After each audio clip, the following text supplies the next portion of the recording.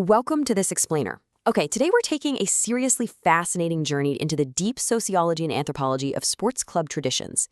If you've ever watched a match and wondered what on earth is going on beneath the surface of all that face pain, the shouting, the sheer chaos, well, you are in the exact right place. We're going to unpack the hidden cultural machinery that drives literally one of the most passionate human behaviors on the planet. I mean, think about it. Why do grown adults cry, scream, or just completely lose their minds over a game? It's something we've all witnessed or, probably experienced ourselves. It is so easy to just dismiss this intense, visceral passion of sports fans as modern tribalism run completely amok. You see people out there in the freezing rain for hours, yelling at referees, and it looks kind of irrational, right? But as we're going to see today, it is actually anything but irrational. The reality actually reframes everything we think we know. According to anthropological research, screaming at that referee or belting out a club anthem isn't really about a ball going into a net. It's a profound expression of our ancient, hardwired human need to create narratives, establish deep bonds, and define our boundaries. Sports clubs aren't just entertainment venues. They are these complex social microcosms where we build our collective memories and cultivate a really powerful sense of belonging. So let's really dive into this. The absolutely crucial point you need to take away here is that it's not fundamentally about the athletic competition. It is all about deep-seated human identity.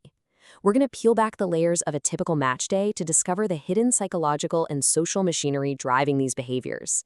We'll look at exactly why a sports club can feel just as important to its members as a religion or a nationality. To get why this happens, we have to look at a concept from anthropologist Victor Turner called liminality.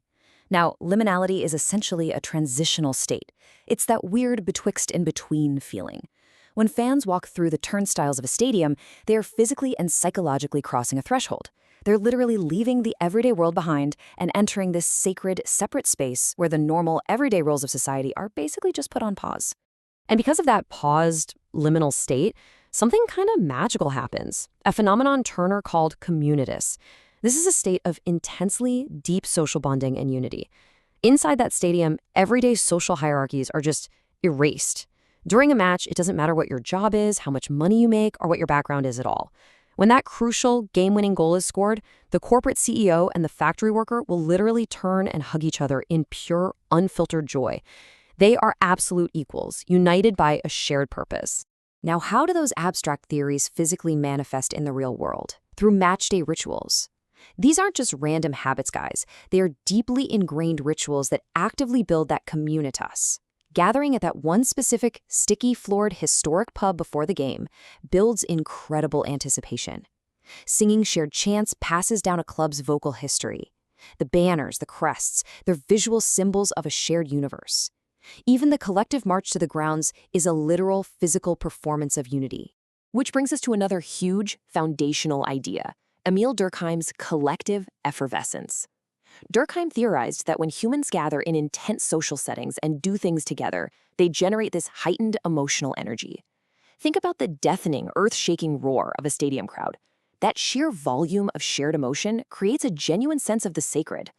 Through collective effervescence, a simple sports club transforms into a totem, a sacred symbol of the group itself that demands absolute loyalty. Okay, so we've established how groups bond internally, creating these incredibly tight-knit tribes. But what happens when this massive, bubbling collective energy needs an outlet? Where does all this generated passion and loyalty actually get directed once the match kicks off? Well, the answer lies in social identity theory. Human beings naturally define who they are by clearly defining who they are not. In this stadium, supporters immediately categorize themselves as the in-group. That's us. And the opposing team supporters as the out-group. That's them. This dynamic of us versus them is absolutely essential for maintaining the group's traditions and firing up the intense drama of a sports rivalry. To really lock in that us versus them vibe, fans have to actively construct the other, and they use an entire arsenal of psychological weapons to do it. Fans will heavily stereotype the rival, basically convincing themselves that the other side is entirely made up of arrogant villains. They create these grand historical narratives, framing their own club as the scrappy underdog David fighting a soulless Goliath. They use clashing colors and highly specific taunts. And crucially, they venerate rivalry killers. If a player scores the winning goal against the ultimate rival, they don't just win a game, they achieve immortal, legendary status in the club's folklore. Yet, there is a truly beautiful irony to all of this animosity. It's called the paradox of respect. You see, without a worthy enemy to fight, the us completely loses its meaning. The very intensity of a bitter rivalry is actually a grudging acknowledgement of the opponent's significance. You only hate them that much because they actually matter to you.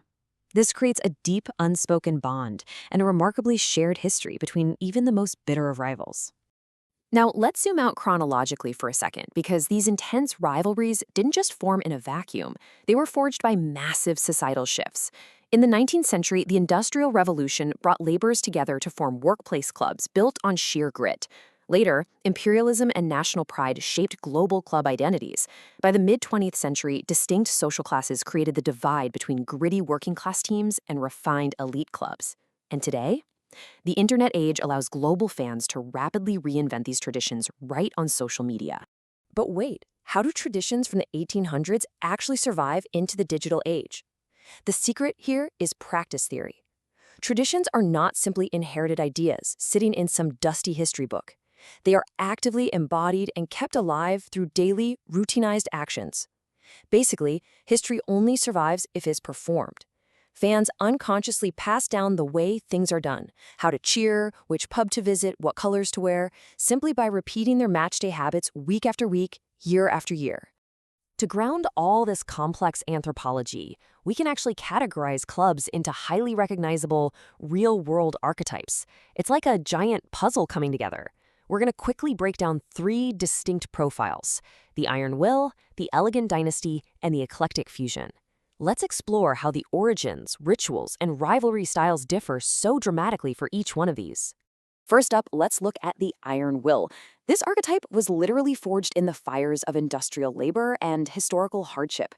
For these fans, the narrative is all about resilience, grit, and defiance. Their colors are dark and utilitarian, their chants are guttural, and they sing these beautifully melancholic anthems in the freezing rain to celebrate enduring hardship together. For the Iron Will, an honorable defeat, where the players fought to their absolute last breath, is often respected just as much as an easy victory. It's all about the collective struggle. Now, completely contrast that with the Elegant Dynasty. These clubs were born from privileged elite educational circles. Their identity doesn't revolve around grit and struggle at all. It's about sportsmanship, legacy, and historical prestige. They celebrate technical brilliance over raw aggression. Their rituals might involve formal gatherings in a club lounge, and their chants are significantly more melodic. They view their rivalries not as some class war, but as gentlemanly duels of excellence. And finally, we have the modern archetype, the eclectic fusion. Rising straight out of today's multicultural, digital-era cities, their matchday rituals are this incredible, fluid blend of global food, diverse music, and multiple languages. Their traditions aren't rigidly locked in the 19th century. They are ever-evolving. The Eclectic Fusion Club prizes inclusivity, creative flair on the pitch, and totally challenging older conventions. They perfectly synthesize global influences to reflect our highly interconnected world. So, as we pull all these threads together, the core takeaway here is beautifully clear. Sports clubs are absolutely not just arenas for athletic competition. They are vital, breathing sites for the construction and perpetuation of human identity. The face paint, the tears, the songs passed down from grandparents to grandchildren, they are all monuments to the enduring human desire to belong to something larger than ourselves. I want to leave you with a final provocative thought today. We've talked extensively about sports fans, sure, but this applies to all of us. Look past the stadium for a second and ask yourself, what are your everyday rituals? Where do you find your communitas and experience that shared effervescence? Ultimately, we all have a fundamental need to belong. So, who is your tribe? Thanks so much for joining me on this explainer, and hey, keep looking for those deeper mechanics hiding in plain sight in your own everyday life.